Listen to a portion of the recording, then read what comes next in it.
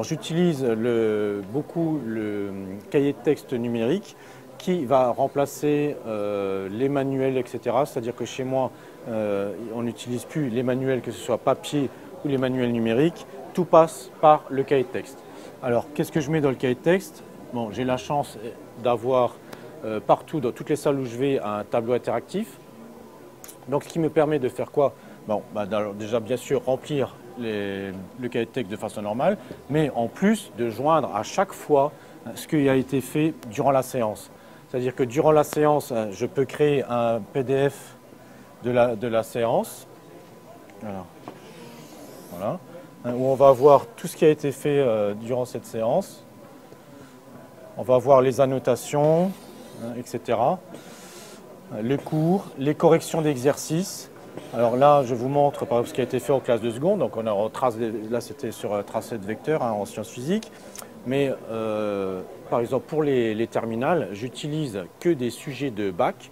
On corrige les sujets de bac et ça, c'est intégré dans le cahier de texte. Donc en fin d'année, par exemple, les élèves, ils ont vraiment une banque d'exercices sujets de bac et avec les corrections. Et ça, c'est vraiment un outil très très important pour eux et je le vois bien parce qu'ils impriment les choses qui ont été faites dans le cahier de texte et aussi les premières.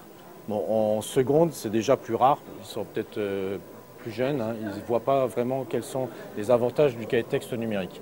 Donc là, il y a vraiment tout. On y trouve, comme je l'ai dit, hein, toutes les corrections d'exercices et c'est la correction d'exercice que l'élève a vue réellement. Ce n'est pas dans un livre, quelque chose d'anonyme. Ça va leur parler beaucoup plus parce qu'ils l'ont vécu. Alors les élèves qui ont été absents, je le fais systématiquement à chaque fin d'heure. C'est enregistré et mis dans le cahier de texte. Donc un élève qui est absent, il va se connecter. S'il sait que le cours il se termine à 10 heures, il se connecte, il aura les corrections des exercices et le cours qui a été fait. Alors ça, c'est déjà un point important, très important.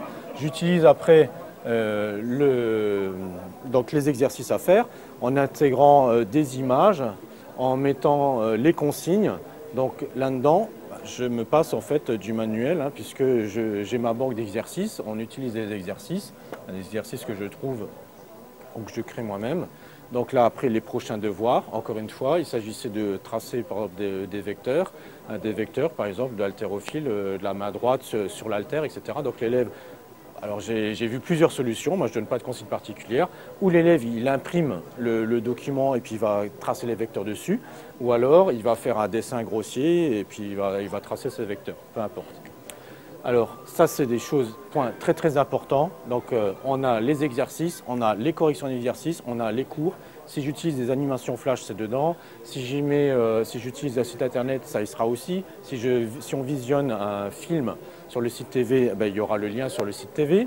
Et une autre fonction également que j'utilise, pas mal, c'est le rendu des devoirs. Par exemple, là, dans les devoirs à rendre, voilà.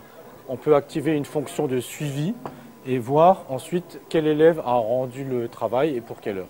Donc, ce que je fais en général, on peut demander à ce que le travail soit rendu le jour même, ou on peut, par exemple, leur laisser le choix. Quand on utilise une animation flash ou un site internet, on peut très bien se dire, on démarre la séance, on fait le maximum.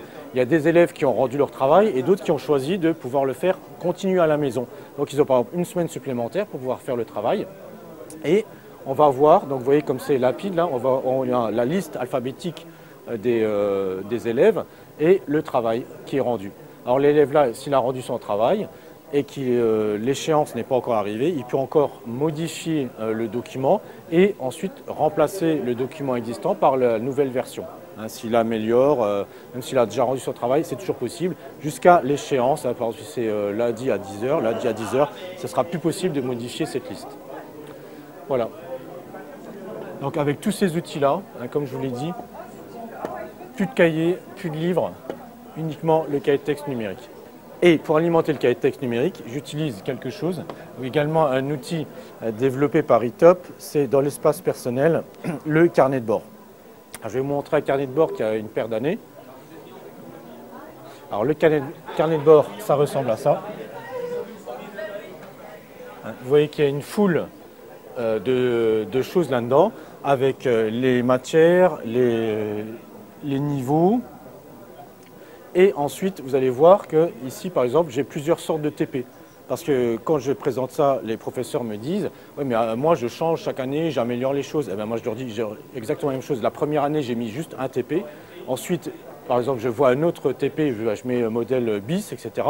Et comme je suis abonné à des listes de diffusion, comme beaucoup de professeurs, où on a d'autres idées, il y a d'autres outils qui apparaissent, eh bien, on va alimenter le carnet de bord d'année en année, de mois en mois, même si c'est des choses que j'ai déjà faites et qui me paraissent intéressantes.